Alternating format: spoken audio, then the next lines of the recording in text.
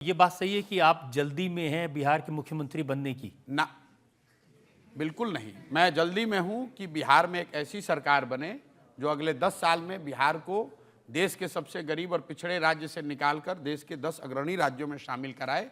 मैंने ये घोषित किया हुआ है, और मैं आपके कैमरे पर दोबारा रिपीट कर रहा हूं। मैंने 2 साल में गांव-गांव जाकर पैदल चल के कहा है कि इस दल का मैं ना नेता हूं ना बनूंगा। 2 तारीख के बाद भी प्रशांत किशोर गांव में पैदल ही चल रहे होंगे। लोग ये कह रहे हैं कि कितना भी प्रयास कर लीजिए, बिहार की जनता नहीं सुधरेगी, वो जाति से नहीं निकलेगी।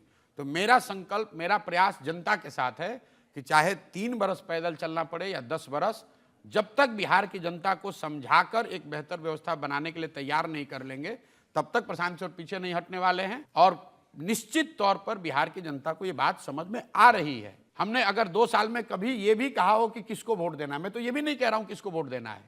मैं पूरे जन सुराज अभियान में बस इतना ही कह रहा हूं कि भाई आपने जिस किसी को वोट आज तक दिया, जिस बात के लिए वोट दिया, वो आपको थोड़ा या कम मिला है। अगर आपने मोदी को मंदिर के लिए वोट दिया, मंदिर बना।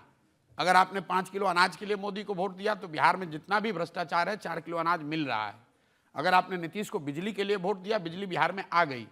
अगर आपने लालू जी को पिछड़े वर्ग के आवाज़ और सम्मान के लिए वोट दिया, तो पिछड़े वर्ग को आवाज़ सम्मान मिल गया।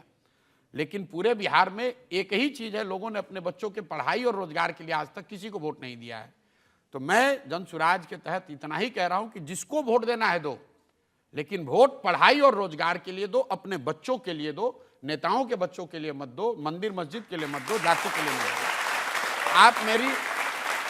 मैं यहाँ जितने लोग बैठे हुए हैं, मैं आपको ये बताना भी चाहता हूं और आपको चुनौती भी दे रहा हूं। 2 बरस में अगर प्रशांत किशोर ने अपने मुंह से एक बार भी कहा हो कि जन सुराज को वोट दो या प्रशांत किशोर पे भरोसा करो, मैं तो गांव-गांव में जाकर ये कह रहा हूं कि अगर 10 प्रशांत किशोर भी आएंगे तो तुम्हारी दशा नहीं सुधरेगी।